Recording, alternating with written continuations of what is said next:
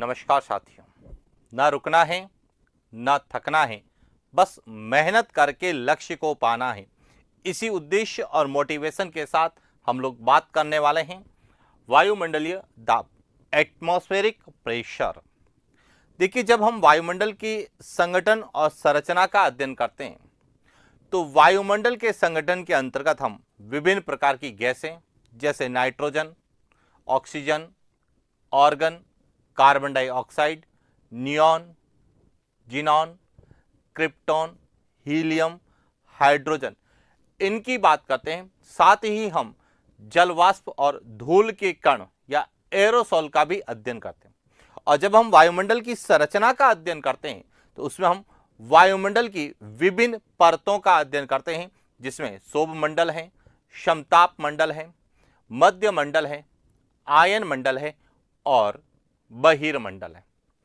अब जो ये वायुमंडल के अवयव या जो वायुमंडल के संगठन या जो वायुमंडल की परतें हैं, यहां पृथ्वी की सतह पर क्या डालती है? प्रेशर डालती है। और वायुमंडल की परतों के द्वारा जो पृथ्वी की सतह पर प्रेशर डाला जाता है, दबाव डाला जाता है, जो स्तंभ भार होता है, उसे ही हम क्या कहते हैं? वायुदाब कहते हैं। तो इसीलिए वायुमंडल के साथ साथ हम वायुदाब का भी अध्ययन करते हैं।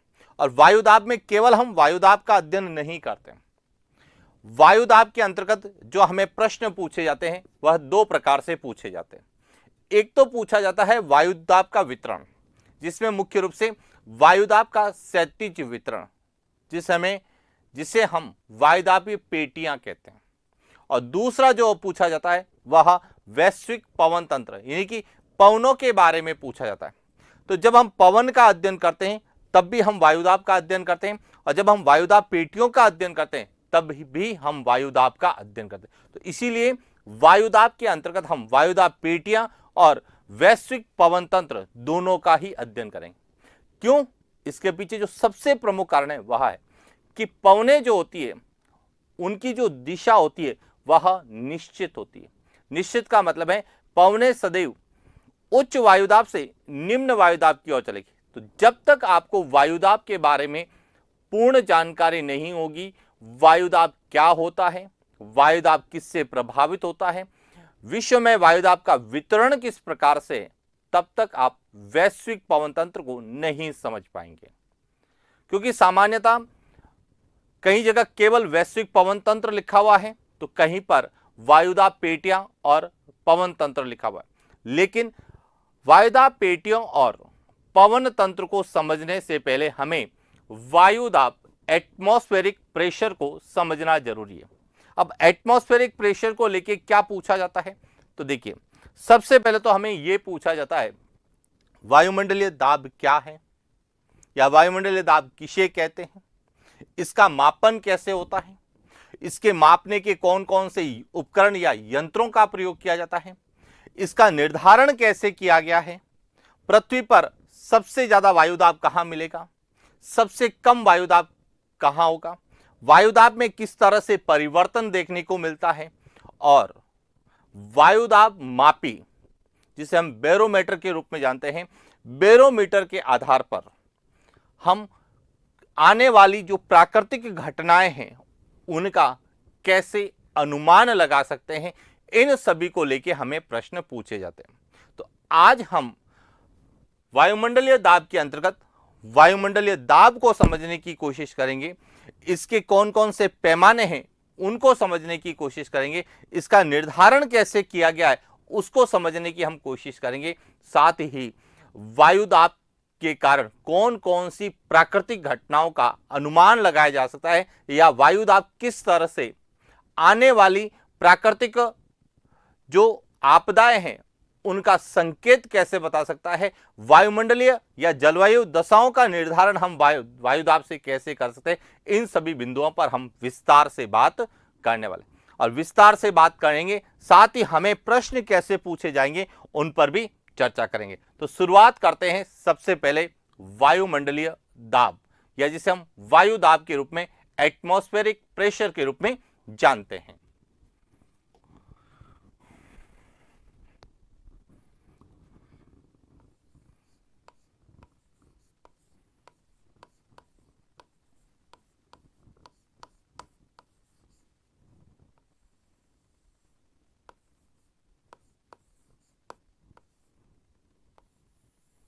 वायुमंडलीय दाब।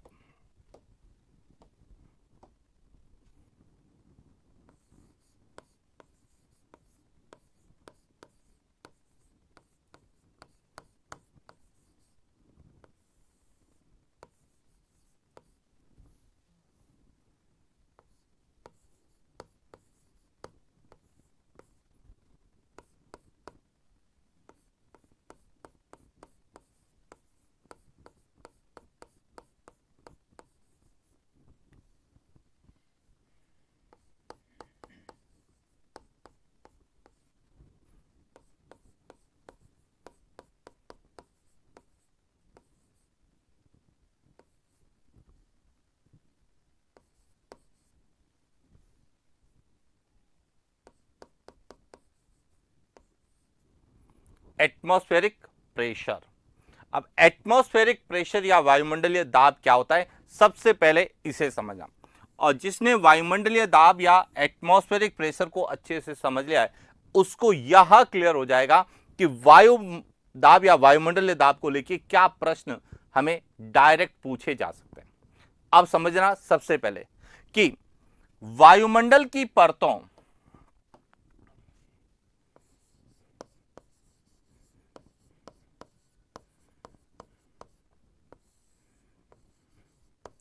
वायुमंडल की परतों कौन कौन सी, जिसके बारे में हम अध्ययन वायुमंडल की संरचना के अंतर्गत करते हैं, यानी कि शोभमंडल, समताप मंडल, मध्य मंडल, आयन मंडल और बहिर्मंडल। तो वायुमंडलीय परतों द्वारा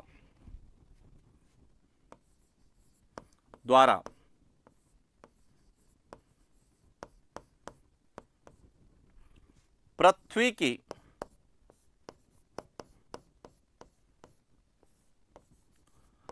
सतह के या सागरीय तल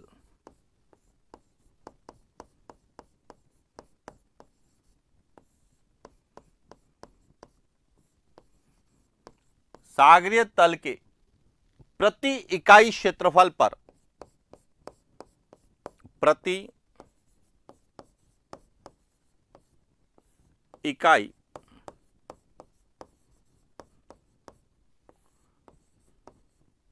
क्षेत्रफल लगने वाला दबाव, क्षेत्रफल पर लगने वाला दबाव या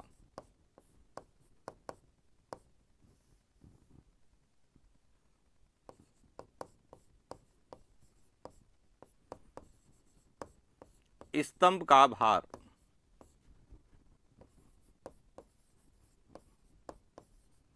वायु दाब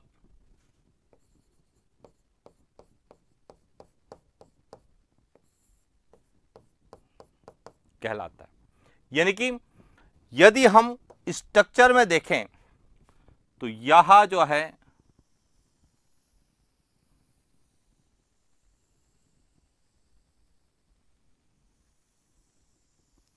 यह है पृथ्वी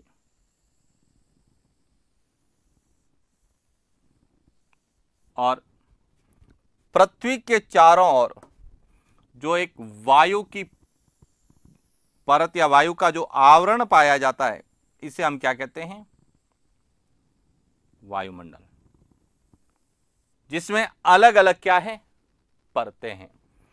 इन परतों के द्वारा जब वायुमंडल के किसी इकाई क्षेत्रफल पर, चाहे वह स्थल भाग है, चाहे वह क्या सागरीय तल है, यानी कि यह जो पृथ्वी है, पृथ्वी, इस पृथ्वी के इकाई क्षेत्रफल पर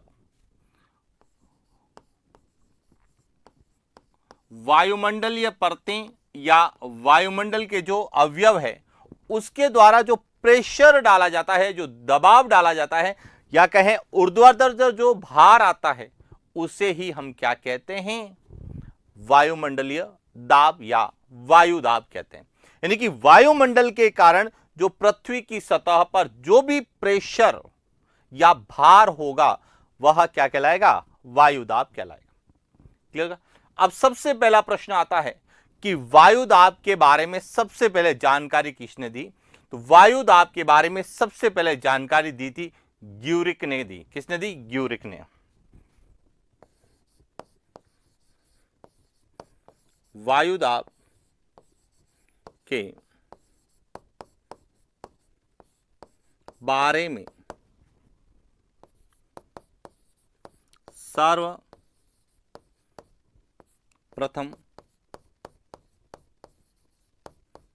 जानकारी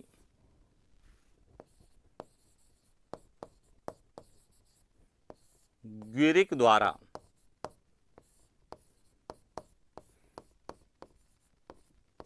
किसके द्वारा दी गई थी? ग्यूरिक। तो अब आपसे प्रश्न पूछा जाता है कि वायुदाब के बारे में सर्वप्रथम किसने बताया? तो वायुदाब के बारे में सबसे पहले किसने बताया? ग्यूरिक ने बताया। या यह कह सकते हैं वायुदाब के बारे में सर्वप्रथम जानकारी किसके द्वारा दी गई? तो वह ग्यूरिक के द्वारा दी गई। और इन्होंने बताया कि वायुमंडल की परतों के कारण जो है वायुमंडल या पृथ्वी की सतह पर या जो पृथ्वी पर सागरीय तल है उस पर क्या लगता है? दबाव लगता है। उसे ही हम क्या कहते हैं?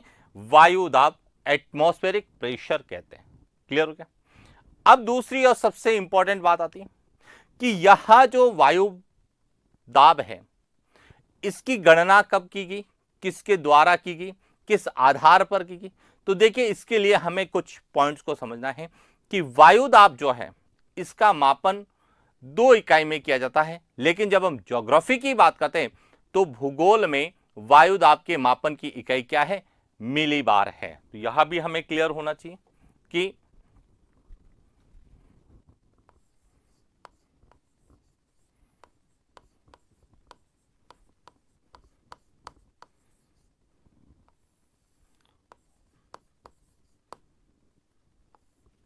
वायुमंडलीय दाब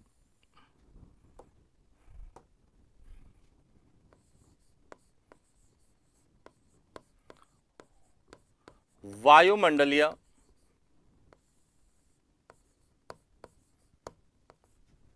दाब के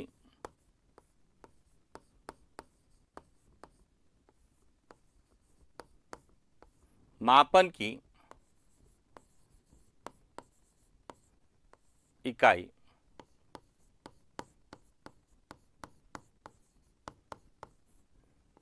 मिलीबार, जिसको MB लिखा जाता है, मिलीबार या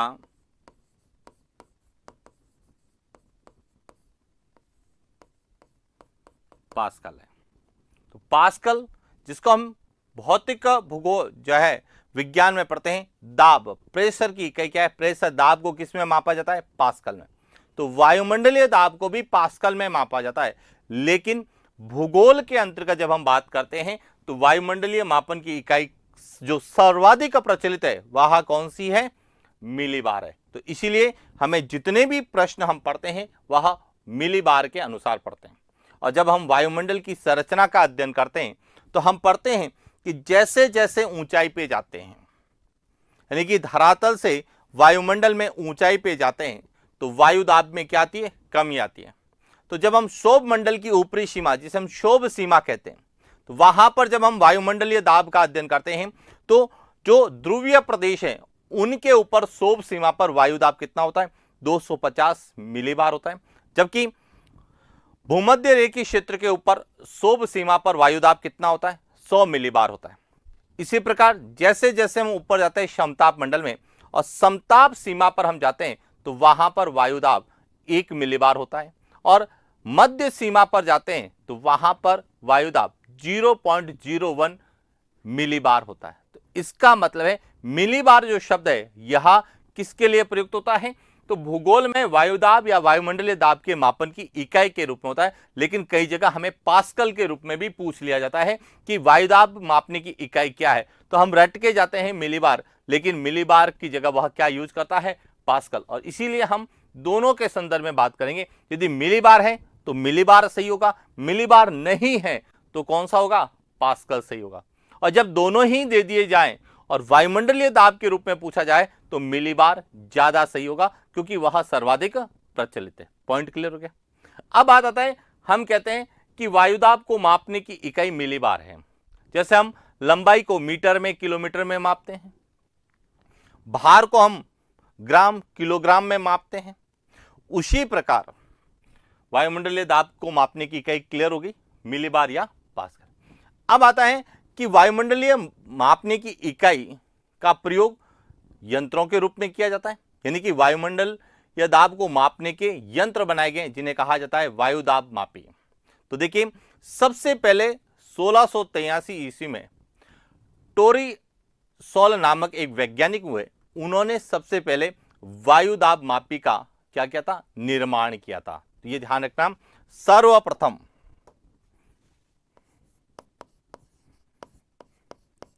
सर्वप्रथम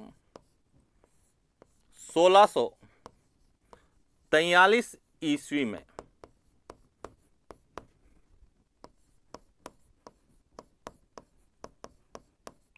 टोरिसोल नामक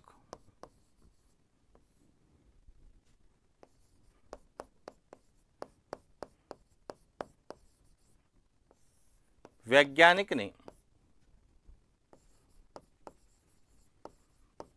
वायु दाब मापी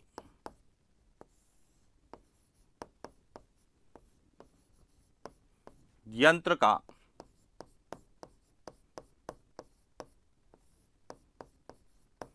सबसे पहले वायुदाब मापने की यंत्र का निर्माण किसके द्वारा किया गया था, टोरिसोल नामक वैज्ञानिक के द्वारा किया गया था।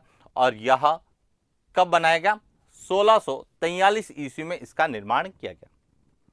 लेकिन वायुदाब मापने के लिए अलग अलग यंत्रों का उपयोग किया जाता है। तो वायुदाब का मापन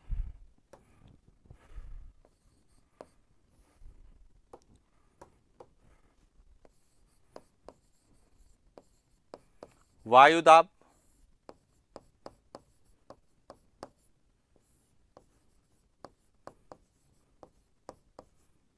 के यंत्र। अब वायुदाब मापने के कौन कौन से यंत्र हैं, एक तो है निद्रव वायुदाब मापी,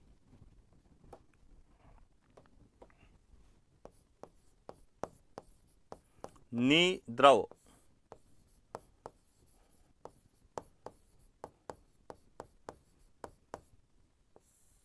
वायुदाब मापी, जिसे कहा जाता है एनेरोइड बैरोमीटर, एनेरोइड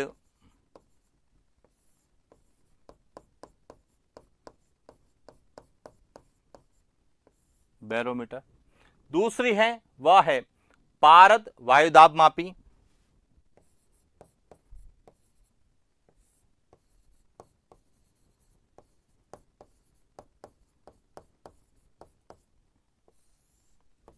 जिसे कहा जाता है 14 बैरोमीटर।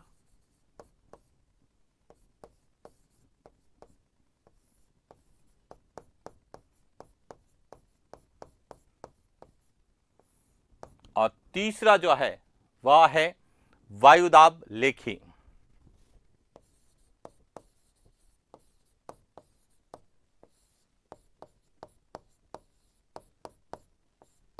जिसे कहा जाता है बैरोग्राफ।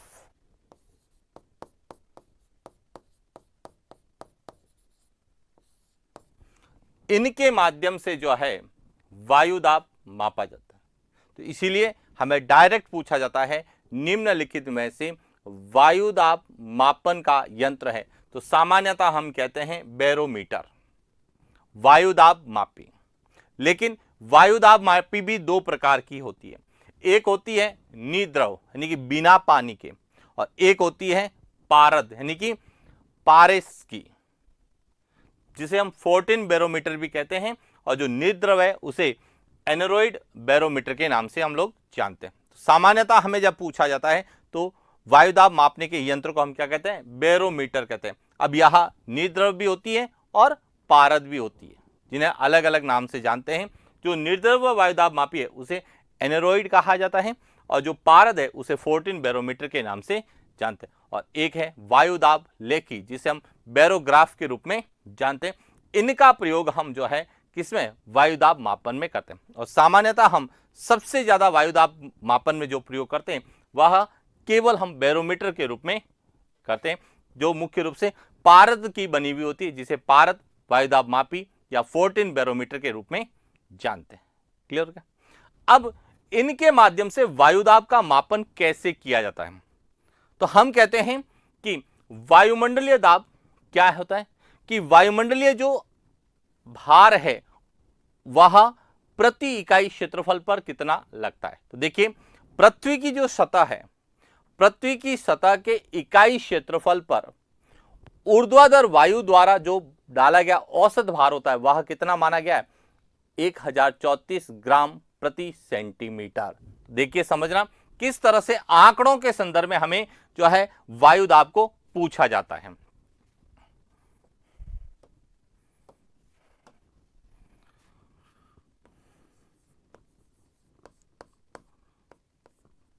पृथ्वी की सतह के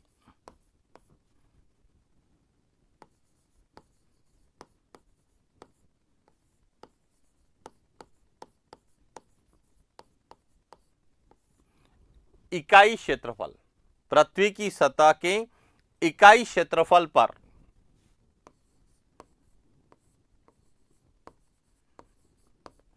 ऊर्ध्वाधर वायु द्वारा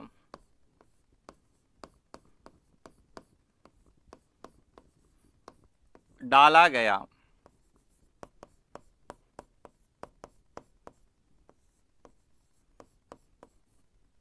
औसत भार, यह सबसे इंपॉर्टेंट है। यह ध्यान रखना कि पृथ्वी की जो सतह है, हमने अध्ययन किया कि वायुदाब क्या होता है, वायुमंडल की जो परतें वह पृथ्वी की सतह पर जो इकाई क्षेत्रफल पर जो दबाव डालती है उसे हम क्या कहते हैं, वायुदाब। तो अब प्रश्न आता है कि वायुमंडल की वायु के द्वारा जो ऊर्ध्वाधर पृथ्वी के इकाई क्षेत्रफल पर कितना औसत भार, ऊर्ध्वाधर भार जो है वह डालती है, तो औसत ऊर्ध्वाधर भार कितना डालती है, तो यह ध्यान रखना 1034 ग्राम पर सेंटीमीटर स्क्वायर, 1034 ग्राम पर सेंटीमीटर स्क्वायर, यानी कि एक सेंटीमीटर, एक वर्ग सेंटीमीटर क्षेत्रफल पर कितने ग्राम भार डालती है वायुदाब, वायुमंडल, वह 1034 ग्राम। यानी आपसे पूछा जा सकता है कि वायुमंडलीय परतों के द्वारा या ऊर्ध्वाधर वायु द्वारा एक वर्ग सेंटीमीटर क्षेत्रफल पर औसत भार डालती है, कितना डालती है, 1034 ग्राम। यह भी मैं लिख देता हूं ताकि आपको क्लियर हो जाए कि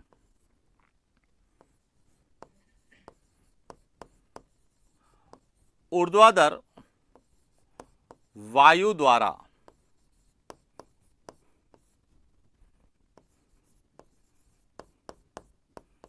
पृथ्वी की सतह पर एक वर्ग सेंटीमीटर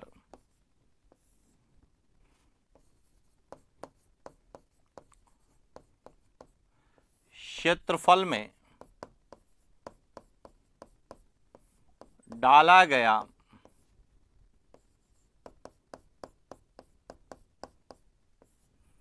औसत भार 1034 ग्राम होता है। यह ध्यान रखना कि आपसे पूछा जाता, हम पढ़ते हैं वायुदाब को, तो आपसे यह पूछा जाता है कि वायुमंडल के द्वारा पृथ्वी की सतह पर एक वर्ग सेंटीमीटर क्षेत्रफल में कितना भार डालती है, तो वह कितना भार डालती है, 1034 ग्राम डालती है।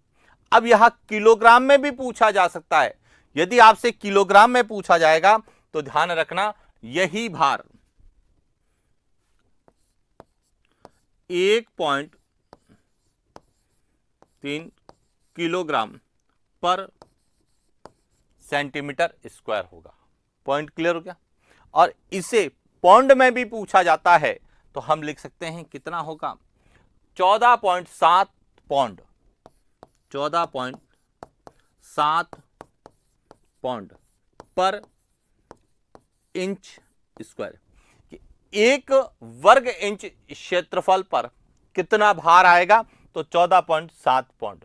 तो यह तीनों ही डाटा हमें पूछा जाता है कि वायु द्वारा, जो ऊर्ध्वाधर वायु है, जो वायुमंडल के अवयव है, वायुमंडल की जो परतें हैं, वह कितना भार डालती है, उसे ही तो हम क्या कहते हैं, वायुदाब कहते हैं। उस भार के कारण वायु पृथ्वी की सतह पर क्या जनरेट होता है, प्रेशर बनता है, जिसे हम वायुदाब के रूप में जानते हैं। तो इसीलिए हम पढ़ के जाते हैं वायुदाब को, लेकिन वह हमें कई बार भार के संदर्भ में पूछा जाता है। तो तीनों ही पॉइंट क्लियर होने चाहिए कि एक इकाई क्षेत्रफल सेंटीमीटर ध्यान रखना और इंच में, कि एक वर्ग सेंटीमीटर क्षेत्रफल पर कितना वायुमंडलीय दाब बनता है, तो वह बनता है 1034 ग्राम भार के बराबर।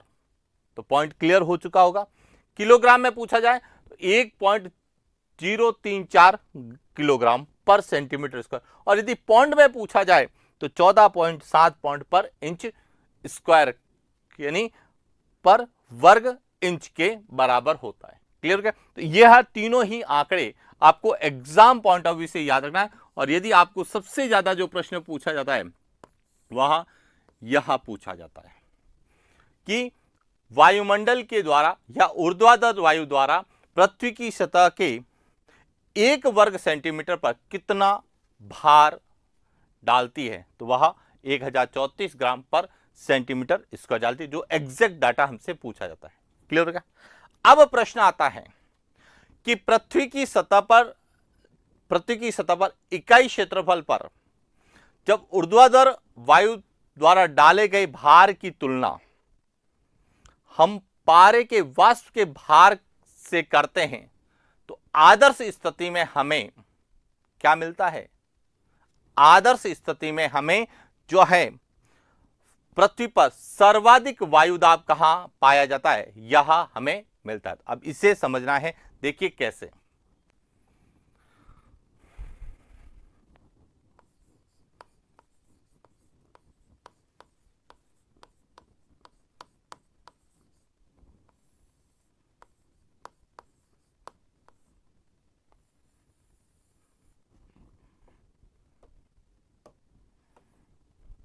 कि पृथ्वी की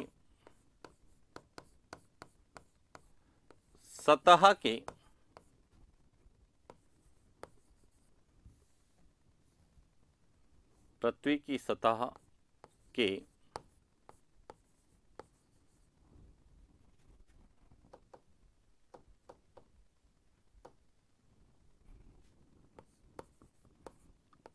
इकाई क्षेत्रफल पर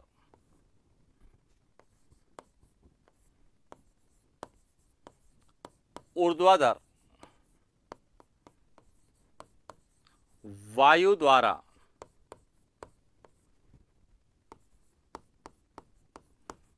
डाले गए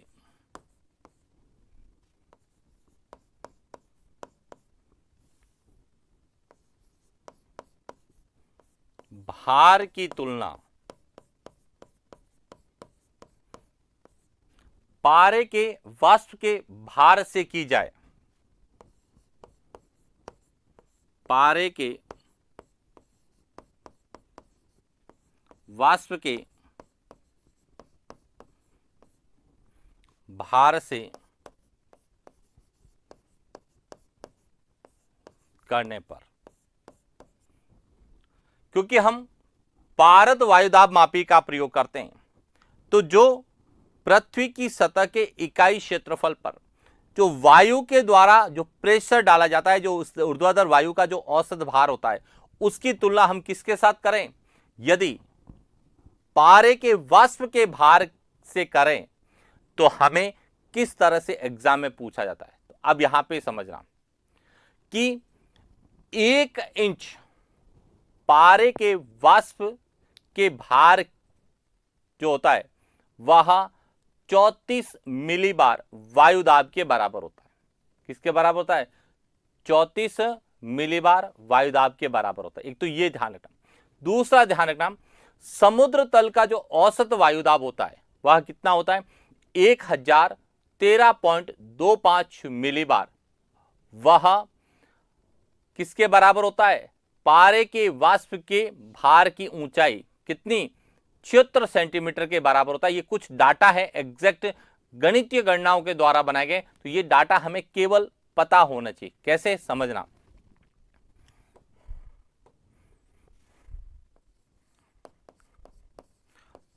आदर्श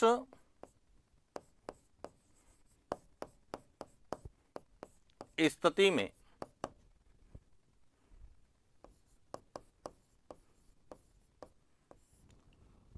समुद्र तल के औसत वायुदाब, समुद्र तल का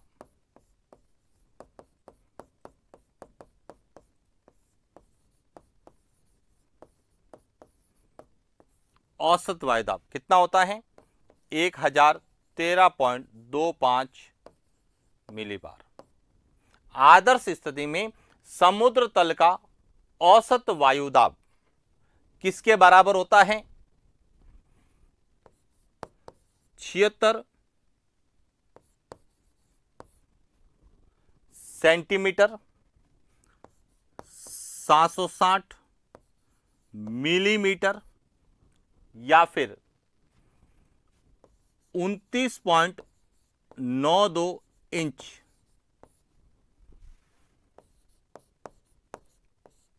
पारे की वाष्प की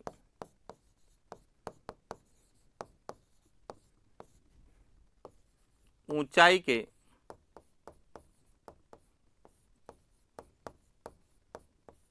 बराबर होता है।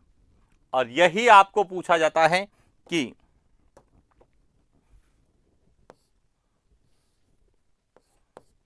1 इंच पारे की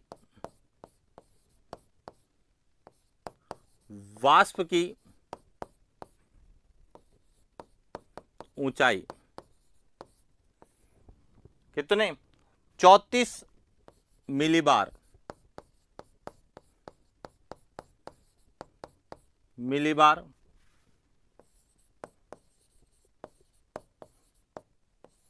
वायुदाब के बराबर होती है। और यह सब जो है गणितीय गणनाएं हैं। क्या है? गणितीय गणनाएं हैं। तो इसीलिए हमें इस पे ज्यादा फोकस नहीं करना है। हमें केवल ये पता होना चाहिए कि पृथ्वी की सतह पर यदि 1 वर्ग सेंटीमीटर क्षेत्रफल पर वायु के द्वारा कितना भार डाला जाएगा, तो 1034 ग्राम। किलोग्राम में पूछा जाता है तो 1.034 किलोग्राम। और यदि पौंड में पूछा जाता है तो 14.7 पौंड। क्लियर हो गया? दूसरा, जब हम पृथ्वी के इकाई क्षेत्रफल पर ऊर्ध्वाधर जो वायु का भार, जिसे हम वायुदाब कहते हैं, उसकी तुलना जब हम वाष्प, पारे की वाष्प के साथ करते हैं, वाष्प की ऊंचाई से करना है। वाष्प यहां करना, वाष्प की ऊंचाई,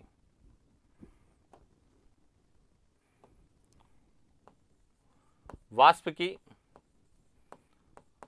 ऊंचाई के साथ या पारे की वाष्प से करते हैं। यहां लिख लें कि यह तुलना हम पारे की वाष्प से करते हैं, तो आदर्श स्थिति में समुद्र तल का जो औसत वायुदाब जो होता है वह 76 सेंटीमीटर या 760 मिलीमीटर या 29.92 इंच पारे की वाष्प की ऊंचाई के बराबर होता है। यानी कि 1 इंच पारे की वाष्प की ऊंचाई है, उसके द्वारा जितना प्रेशर वायु पृथ्वी पर डाला जाएगा उतना प्रेशर कितना होगा? वह 34 मिलीबार के बराबर होगा। यानी यह बताता है कि 76 सेंटीमीटर वायु की वाष्प जितना डालती है प्रेशर वह कितना होगा 1013.25, यानी जो समुद्र तल के औसत वायुदाब के क्या होगा बराबर होगा।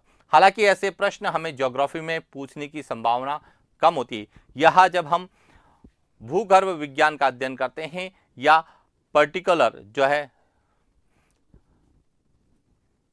भूस्थितिकी की बात करते हैं उसमें हमें पूछा जाता है। सामान्यतः ज्योग्राफी में इन आंकड़ों को डायरेक्ट हमें पूछा जाता है। तो पॉइंट क्लियर हो गया। बस केवल हमें यहां पता होना चाहिए कि इस तरह से हमें डाटा एग्जाम में पूछे जा सकते हैं और ये इसी रूप में पूछे जाते हैं जिस रूप में हमने लिखे। लेकिन अब जो सबसे इंपॉर्टेंट आती है वह आती है कि पृथ्वी पर सर्वाधिक वायुदाब कहां पर पाया जाता है। यह हमारे लिए सबसे इंपॉर्टेंट है कि पृथ्वी पर सबसे ज्यादा वायुदाब कहां पाया जाता है, कितना पाया जाता है और वायुदाब किस तरह से परिवर्तित होता है, उन पर हम लोग बात करते हैं। तो देखिए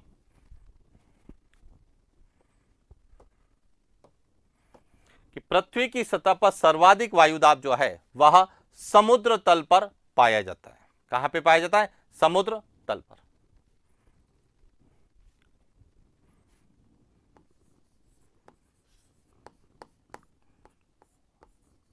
पृथ्वी की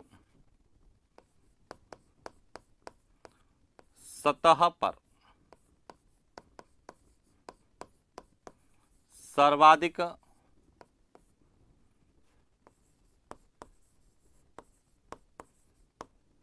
वायुदाब कहां पाया जाता है? समुद्र तल पर होता है।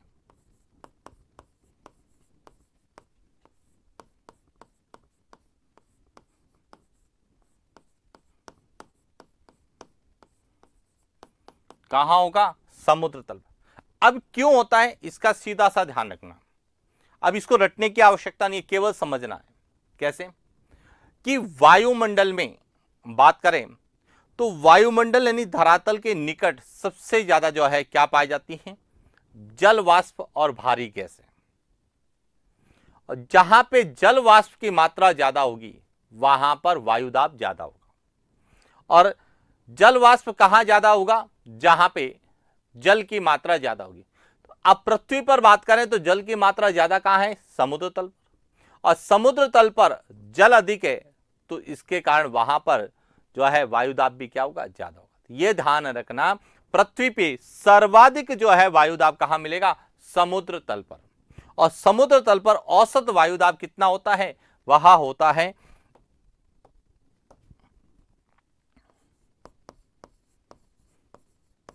समुद्र तल पर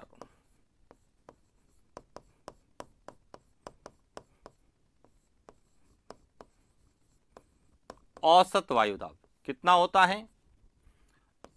1013.25 मिलीबार। और यह प्रश्न सबसे ज्यादा एग्जाम में पूछा जाता है। जब भी वायुदाब का प्रश्न आता है तो निश्चित रूप से यह पूछा जाता है कि पृथ्वी पर सर्वाधिक वायुदाब कहां पाया जाता है। अब वहां ऑप्शन में समुद्र तल लिखेगा, मरुस्थल लिखेगा, पर्वतीय क्षेत्र लिखेगा, मैदानी क्षेत्र लिखेगा। तो ध्यान रखना सबसे ज्यादा कहां मिलता है? समुद्र तल।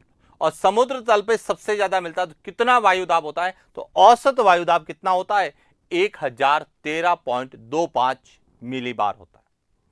अब जो सबसे इंपॉर्टेंट बात आता है कि यह जो गणना है कहां से की गई, तो समुद्र तल पर जो औसत वायुदाब का अंकन किया जाता है वह 45 डिग्री अक्षांशीय क्षेत्रों में 15 डिग्री सेल्सियस तापमान पर किया जाता है। यह सबसे इंपॉर्टेंट है, यह ध्यान रखना कि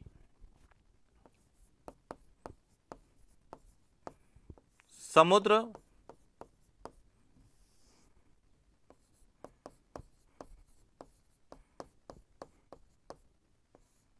तल के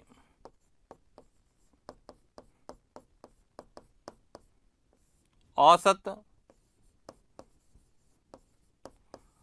वायुदाब का अंकन कि जो समुद्र तल के औसत वायुदाब कितना है? 1013.25 मिलीबार है। इसका अंकन कहां से किया जाता है? अंकन 45 डिग्री अक्षांशीय क्षेत्रों में, कितने 45 डिग्री अक्षांशीय क्षेत्रों में 15 डिग्री सेल्सियस, 15 डिग्री सेंटीग्रेड तापमान पर किया कि जो 15 डिग्री सेंटीग्रेड तापमान पर 45 डिग्री अक्षांशीय क्षेत्रों में समुद्र तल का वायुदाब कितना होता है, 1013.25 मिलीबार होता है, जो कि पृथ्वी की सतह पर सर्वाधिक औसत वायुदाब होता है, जो कहां मिलेगा, समुद्र तल पर। लेकिन यदि आपसे विश्व के संदर्भ में पूछा जाए कि विश्व में सर्वाधिक वायुदाब की गणना कब की गई, तो विश्व में सर्वाधिक वायुदाब की जो गणना की गई वह 1968 में की थी। रूस का एक स्थान है जिसका नाम है अगाता। अगाता में जो है 1083 मिलीबार वायुदाब दर्ज किया गया, जो कि अब तक पृथ्वी की सतह पर सबसे ज्यादा है।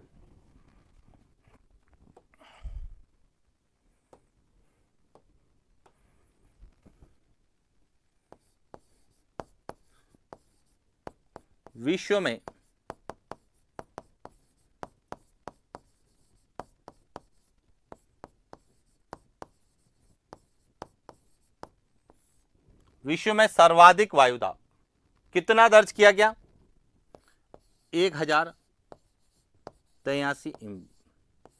अब यह कब किया गया, 1968 में। कब किया गया और कहां किया गया, अगाता नामक स्थान है रूस।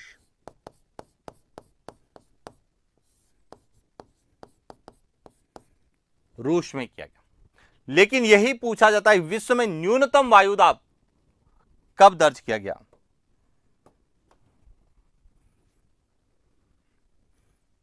यदि हम न्यूनतम की बात करते हैं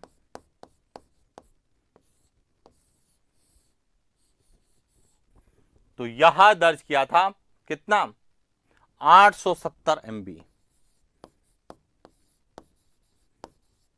और ये कब दर्ज किया गया, 1979 में दर्ज किया गया। और कहां पर दर्ज किया गया, मैरिना द्वीप, प्रशांत महासागर में।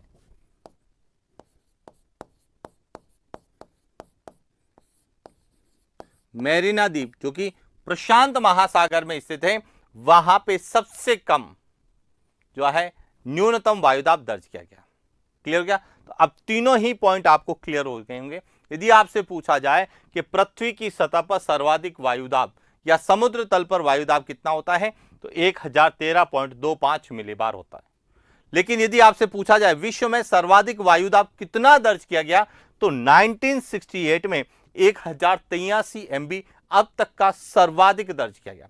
और सबसे कम इस धरातल पर कब दर्ज किया गया, तो वह 1979 में 870 मिलीबार सबसे कम, जो कि मैरिना द्वीप प्रशांत महासागर में स्थित है, वहां पे दर्ज किया गया। और ये कुछ फैक्ट हमें एग्जाम में पूछे जा सकते हैं, लेकिन सामान्यतः यह विशेष रूप से पूछा जाता है कि समुद्र तल पर औसत वायुदाब कितना होता है, और पृथ्वी की सतह पर सर्वाधिक वायुदाब कितना होता है, और तीसरा औसत वायुदाब, समुद्र तल के औसत वायुदाब का अंकन कितने डिग्री तापमान पर या कौन से अक्षांशीय क्षेत्रों में किया जाता है, तो 45 डिग्री अक्षांशीय क्षेत्रों में 15 डिग्री सेल्सियस तापमान पर किया जाता है। क्लियर हो गया। तो इस तरह से हमें वायुदाब के बारे में सामान्य जानकारी होनी चाहिए कि वायुदाब किसे कहते हैं, वायुदाब मापन की इकाई क्या है, और वायुदाब मापन की इकाई के साथ साथ हमें जो पूछा जाता है वह पूछा जाता है कि वायुदाब मापने के कौन कौन सी मीटर या उपकरण यूज में लिए जाते हैं, जिसमें विशेष रूप से निद्रव वायुदाब मापी और पारद वायुदाब मापी को एग्जाम में ज्यादा पूछा जाता है। और उसके बाद पृथ्वी पे सर्वाधिक वायुदाब कितना होता है, और वायुदाब एक तरह से धरातल पर वायु का ऊर्ध्वाधर भार होता है, तो वह कितना होता है 1 वर्ग सेंटीमीटर क्षेत्रफल में, इसके बारे में हमने चर्चा की। अब हमें पूछा जाता है कि वायुदाब के आधार पर हम कौन कौन सी वायुमंडलीय घटनाओं का, प्राकृतिक आपदा का या मौसम का अनुमान लगा सकते हैं। तो देखिए समझना, वायुदाब मापी के आधार पर कौन कौन सी वायुमंडलीय दशाओं के संकेत हमें मिलते हैं। तो इसमें 3 संकेत हमें विशेष रूप से ध्यान रखना। अब समझना, यहां से यहां जो आपको पिक्चर दिखाई दे रहे हैं, इसे कहा जाता है वायु दाब मापी।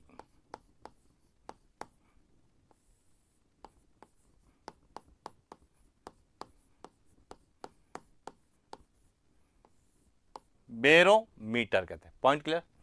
अब इस बैरोमीटर के पैमाने के आधार पर या इसके पैमाने के पठन के आधार पर हम विभिन्न प्रकार की मौसम संबंधी घटनाओं का अनुमान लगते हैं। यानी कि मौसम विभाग में के द्वारा जो भी मौसम संबंधी घटनाओं का अनुमान लगाया जाता है, वह इसी वायु दाब मापी बैरोमीटर की सहायता से लगाया जाता है। अब समझना,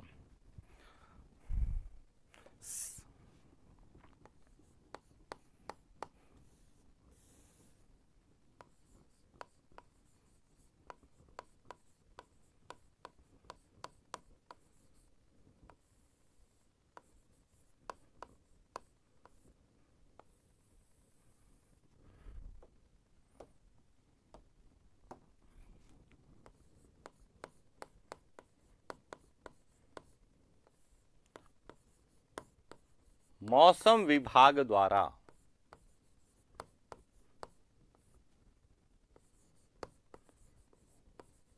वायु दाब मापी, जिसे हम कहते हैं बैरोमीटर,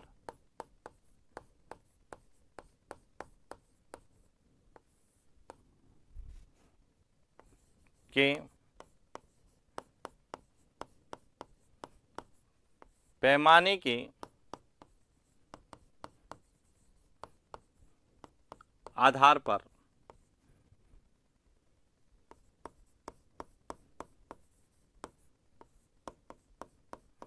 जाने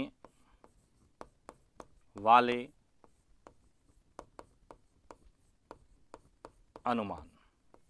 और इसमें से भी हमारे कई बार प्रश्न पूछे जाते हैं कि बैरोमीटर के पैमाने का जो पठन करके कौन कौन से अनुमान लगाए जाते हैं। तो सबसे पहला अनुमान समझना, जिसमें सबसे पहले देखिए,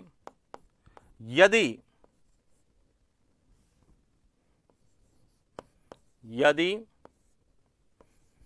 वायु दाब मापी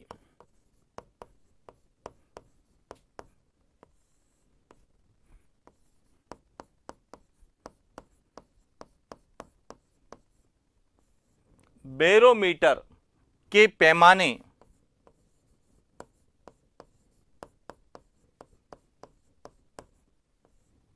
में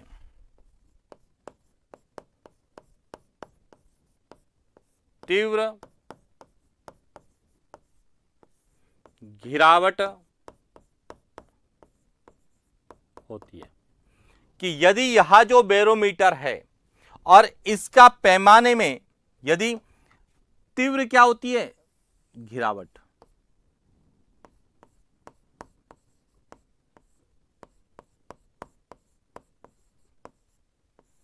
गिरावट होती है, यानी कि इसकी जो यह स्केल है, इस स्केल में क्या होते हैं, पैमाने में गिरावट होती है। तो इसका मतलब है यह किसका संकेत है, यह तूफान या तूफानी मौसम का संकेत है। तूफान, आंधी या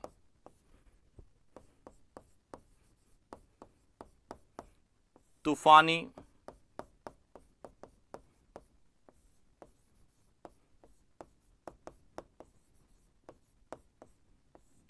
मौसम का क्या है, संकेत। अब क्यों है यह, जब हम पवनों का अध्ययन करते हैं तो हम पढ़ते हैं कि पवनें उच्च वायुदाब से निम्न वायुदाब की ओर क्या करती है, गति करती है।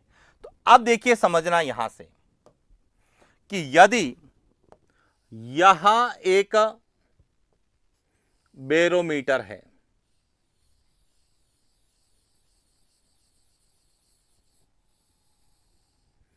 यहां एक क्या है,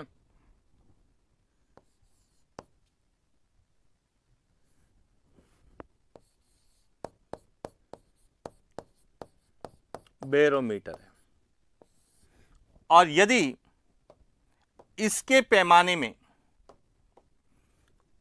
यहां पैमाना है इसका,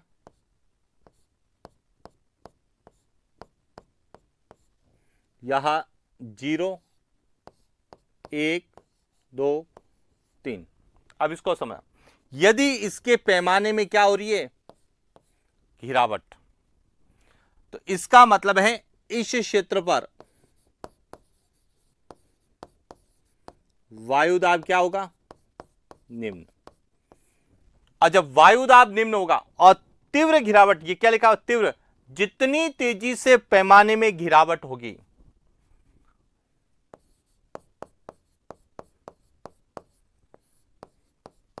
पैमाने में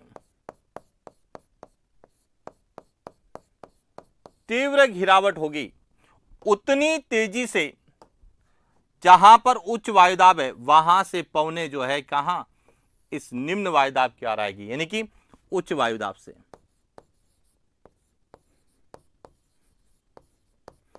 उच्च वायुदाब से जो है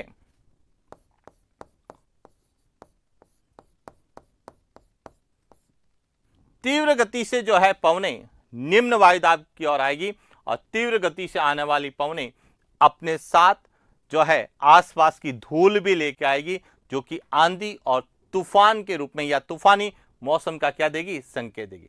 तो हमें प्रश्न पूछा जाता है कि यदि किसी स्थान पर बैरोमीटर के पैमाने में तीव्र गिरावट होती है तो यह निम्नलिखित में से किसका संकेत है, तो यह है आंधी का, तूफान का, या तूफानी मौसम का क्या है, संकेत है।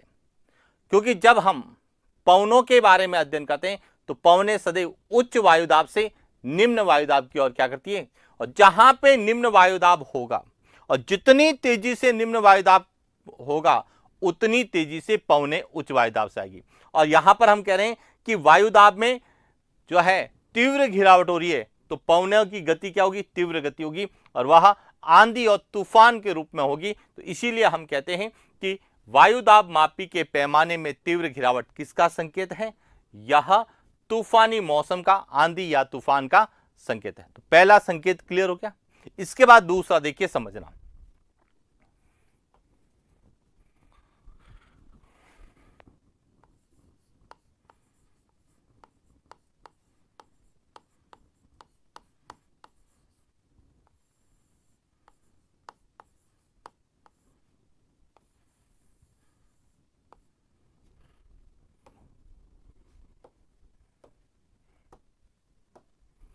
दूसरा कि यदि बैरोमीटर के पैमाने में पहले गिरावट होती है और फिर धीरे धीरे क्या होती है, वृद्धि होती है। अब समझना, यदि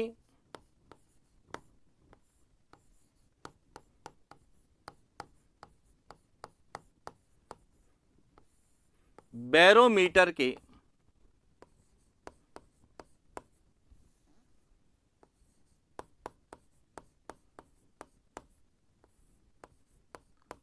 पैमाने में पहले गिरावट तथा फिर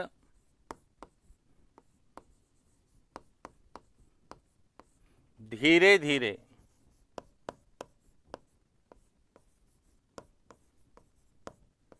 वृद्धि होती है, तो यह किसका संकेत है, यह जो है वर्षा का संकेत है, वर्षा की स्थिति का संकेत है। वर्षा या वर्षा की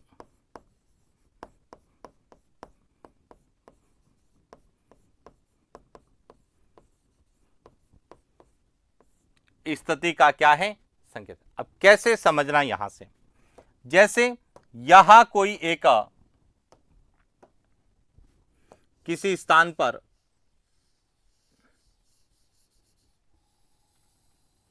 बैरोमीटर है।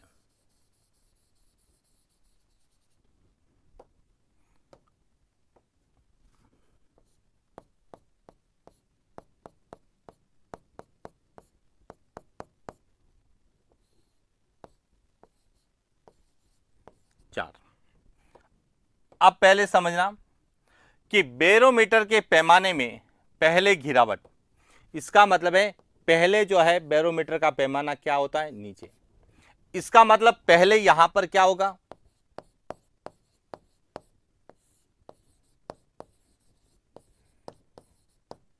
निम्न वायुदाब। अब जब निम्न वायुदाब होगा तो उच्च वायुदाब से क्या आएगी, हवाएं आएगी।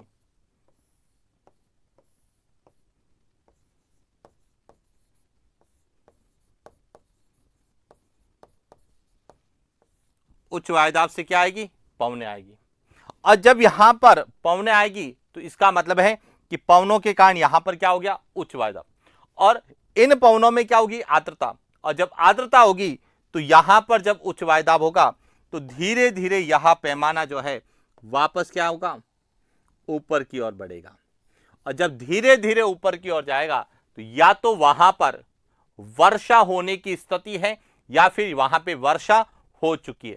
तो यह ध्यान रखना कि यदि बैरोमीटर में पहले क्या होती है, गिरावट, इसका मतलब है उच्च वायुदाब से पवनें आएगी और उन पवनों के कारण वो पवनें आगे जाके ठंडी होकर क्या करेगी, बारिश। और जब बारिश करेगी तो वायुदाब क्या हो जाएगा, उच्च। तो धीरे धीरे वायुदाब वापस पूरा पुनः बढ़ने लगेगा। और इसीलिए कहते हैं कि यदि बैरोमीटर के पैमाने में पहले गिरावट होती है और फिर यदि वृद्धि होती है तो इसका मतलब या तो वहां पे वर्षा हो चुकी है या फिर वहां पर वर्षा की स्थिति का क्या है, संकेत है। जबकि ध्यान रखना यदि तीव्र गिरावट हो रही है इसका मतलब वहां पे जो है अचानक वायुदाब में कमी हुई है, तो उच्च वायुदाब से तेज हवा आएगी तो वहां पर आंधी और तूफान की स्थिति बनेगी। लेकिन इसमें आंधी और तूफान की स्थिति नहीं बनेगी क्योंकि पहले गिरने के कारण उच्च वायुदाब से हवाएं आई और उसके कारण वहां पे जो है आर्द्रता बढ़ गई। वर्षा के कारण भी हो सकता है या बादलों के कारण आर्द्रता बढ़ गई और आर्द्रता बढ़ने के कारण ही पुनः वायुदाब क्या हो गया, बढ़ने लग गया। क्लियर। तीसरा और सबसे इंपॉर्टेंट है वह है कि यदि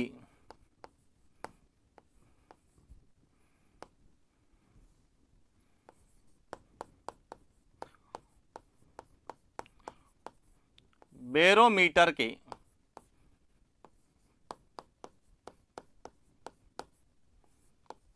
पैमाने में निरंतर वृद्धि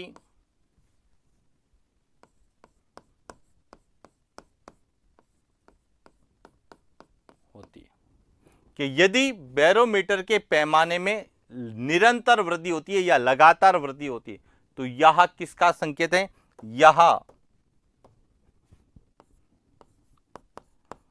साफ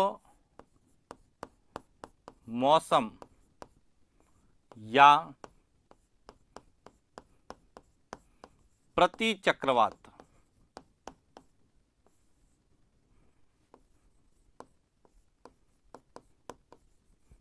का संकेत है। किसका संकेत है, साफ मौसम या प्रति चक्रवात का संकेत है। कैसे समझना कि जब किसी स्थान पर यहां एक बैरोमीटर है और इसके पैमाने में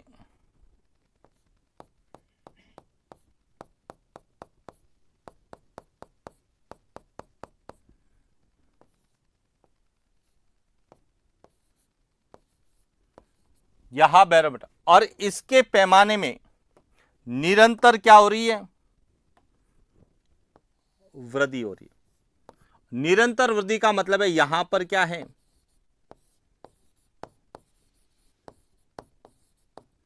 उच्च वायुदाब है, इसीलिए यहां निरंतर वृद्धि हो रही है।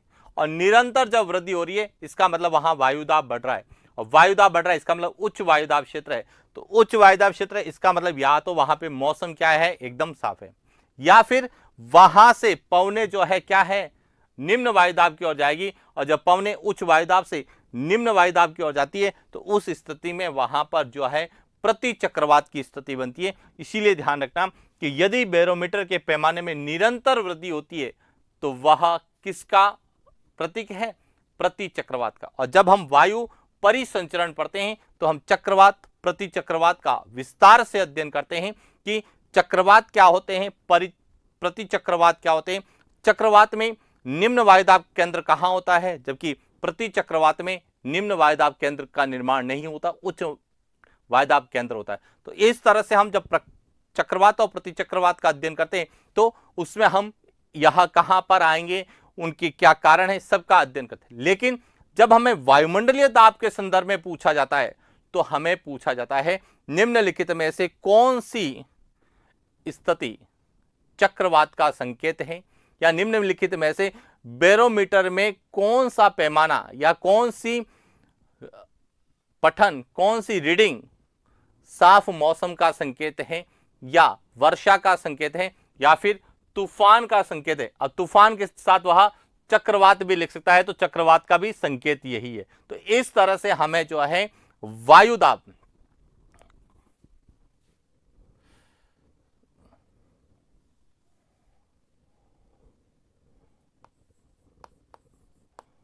वायुमंडलीय दाब को लेके जो प्रश्न इनिशियली यानी कि प्रारंभिक रूप से पूछे जाते हैं उनके बारे में चर्चा की कि वायुदाब क्या होता है।